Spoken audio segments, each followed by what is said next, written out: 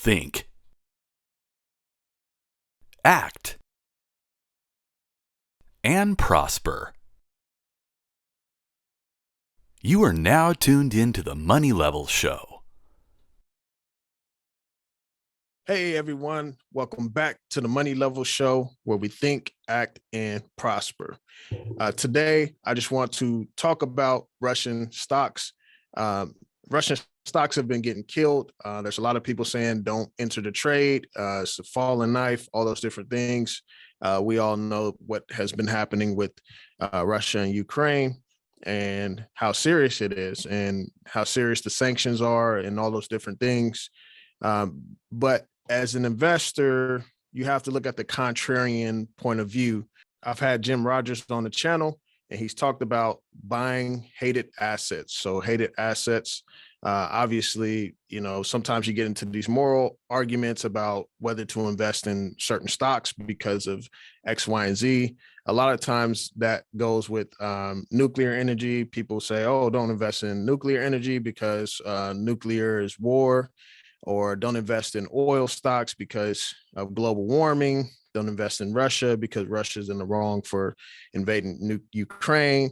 Don't invest in tobacco stocks because tobacco is harmful to the lungs and it causes cancer and all those different things. So people have their own different perspectives on what you should invest in. And so today we're just going to look at some Russian stocks. One Russian company that I'm actually buying. I've been buying before this even escalated to this point. I got out of the trade a while ago. I made some profits, and then I saw just some huge dips in the Russian stocks lately, and I think it's worth it to take a look at it. So let's go ahead and look at that. So I'm gonna go ahead and share screen here, just so you all can see what I am looking at. So let's go. Let's do this. All right. So we're looking at Lukoil. This is a Russian oil company. I think that it's a good company. They have a lot of good financials and stuff. Obviously, with what's going on now, this company is highly risky to invest in. And so you have to invest and assess your own risk and what you're willing to take with this. However, as you can see, you could just see, the company, as you can see, the company has been pretty solid over the years. You see, it got as high as $108 or something before 2020 when the pandemic started, and then it dipped all the way to about $36. And then, it traded lower, and then oil just started booming again because of the supply and demand issue. We had, trucks weren't driving, weren't exporting, boats weren't exporting, planes weren't flying, all those different things. And so really the oil industry got hit hard because there was underinvestment in it. And, we made a lot of oil. The shale boom just created a lot of oil, a lot of energy for a lot of people in the world. And then, we started underinvesting into them, at the start of the pandemic and even a little bit before that. There's always been some political tensions around just oil and that type of energy in general. And it's been more of a push towards clean energy and all those different things. So that led to underinvestment into the oil industry. So now when you look at the oil industry, they have a lot of leverage. They're not producing as much because they're like, hey, you guys aren't going to invest into us, then we're not going to produce as much. It's just kind of plain and simple. They have the right to do that. Especially if it's not profitable for them to really produce a whole lot right now and how they got burned recently. So that's kind of the dynamic that's happening, that's making the supply tighter and the demand is growing. We're reopening.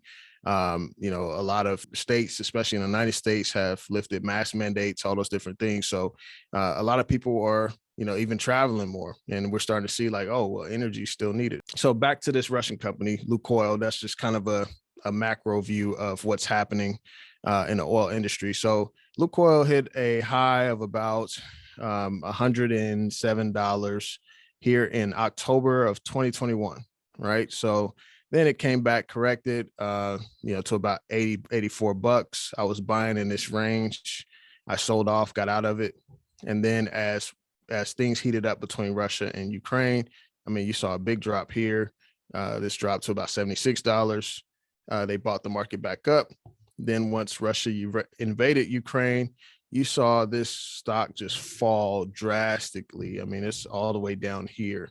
I had started buying around this range. It dropped to about $32 this day. And then it came back up to about 50 bucks. I was like, oh yeah, this is 50% off, the high. So like, this is a good company to buy in.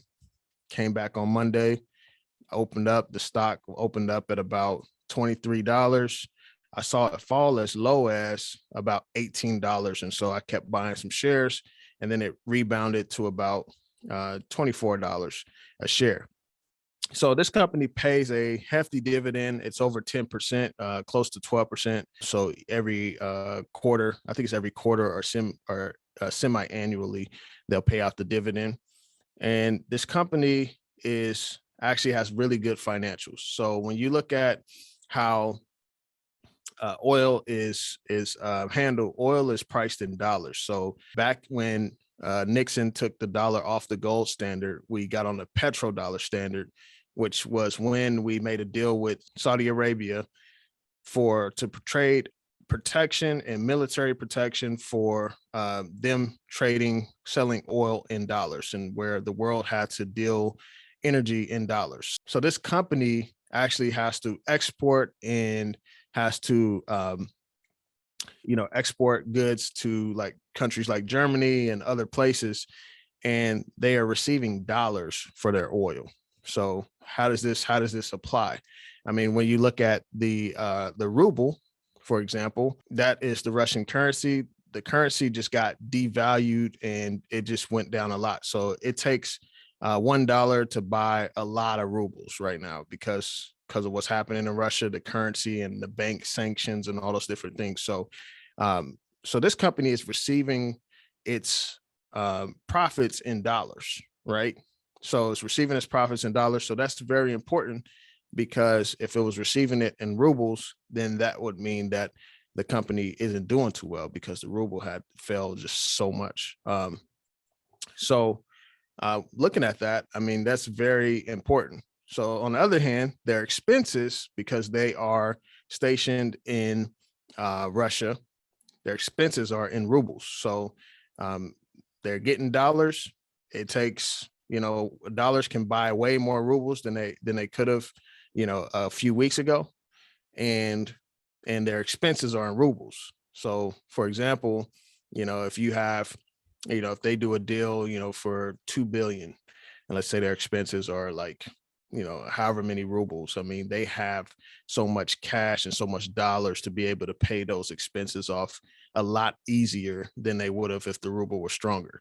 So that's very important. And that just means that this company is still stacking up on a lot of cash because Europe is still dependent on Russia for energy. There's a lot of things that our world is dependent on Russia for, especially when it comes to palladium, nickel, platinum, and this whole EV boom. We saw that, President Biden came out and he wanted to do sanctions, but he decided to sanction certain parts of what Russia can do and not everything. I mean, he said everything except energy because of the European nations don't want to sanction energy. Why is that?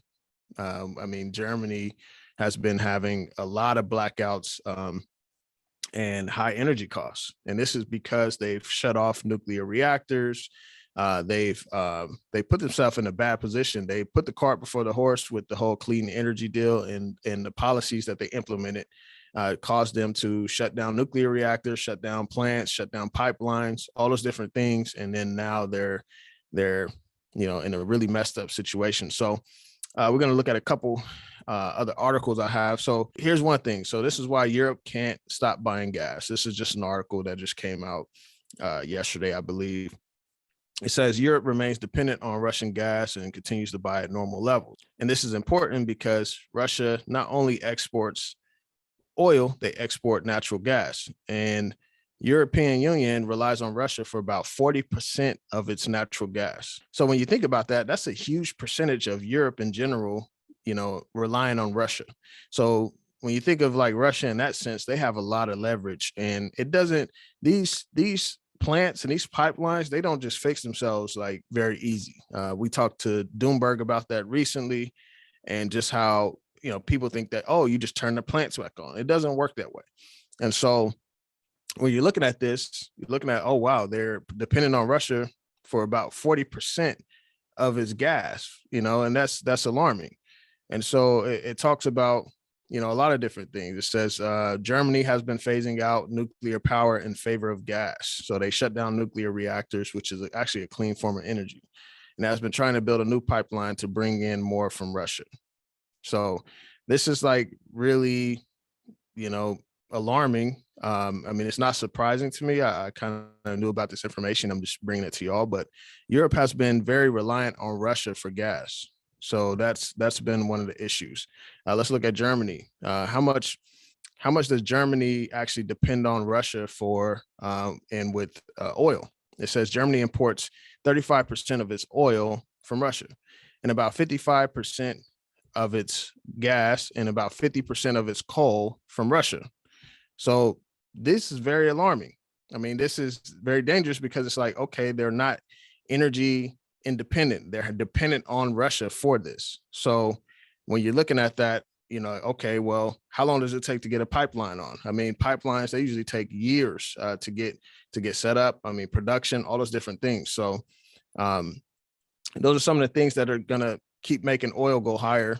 These are some of the things. This is just another article that I just found and ran across today. It talks about Iraq shuts down 2 oil fields, further curtailing OPEC output.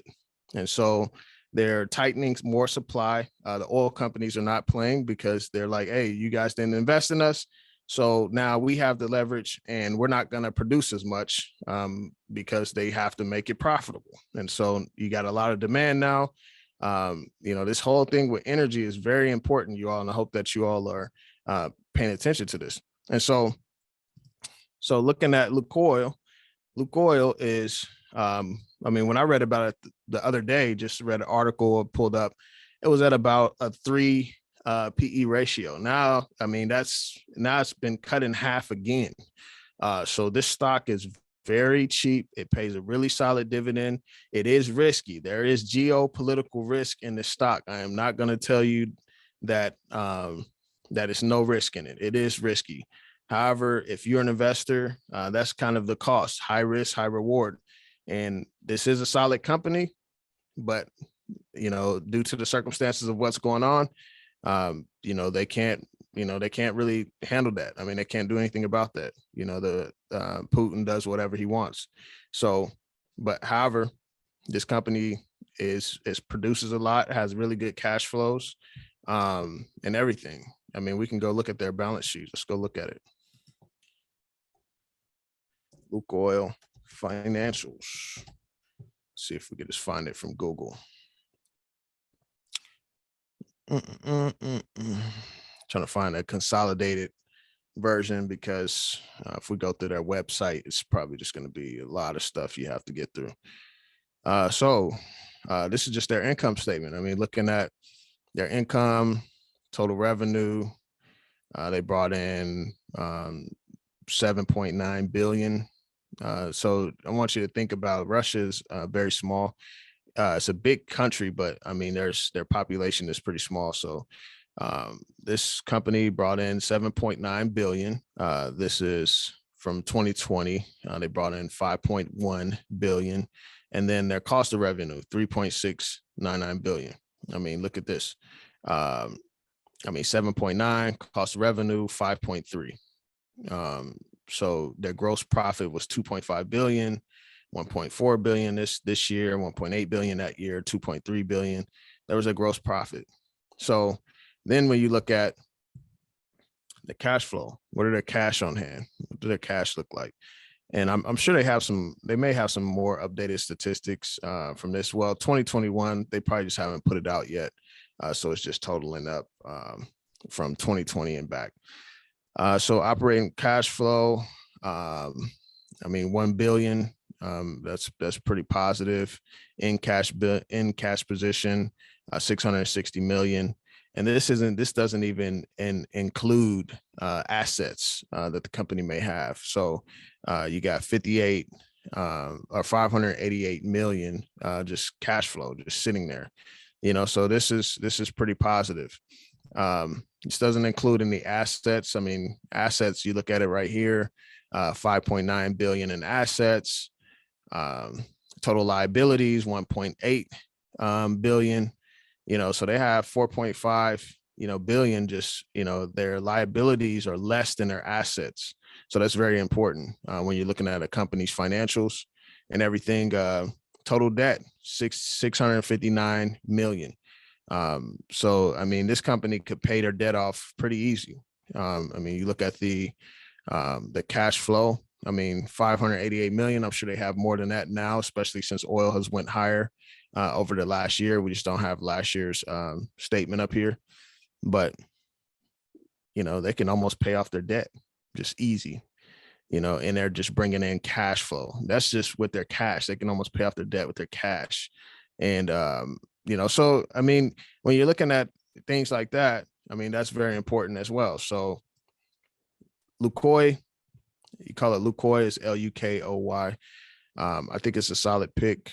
I'm buying it myself. This isn't financial advice. So I encourage you to do your own research and such, but just wanted to look at this with you. There is risk involved. And you have to decide for yourself whether you're willing to invest in a Russian company right now with today's current circumstances. So I want to thank you all for joining the Money Level Show today. I plan on doing this more, and y'all have a blessed day. All right, peace.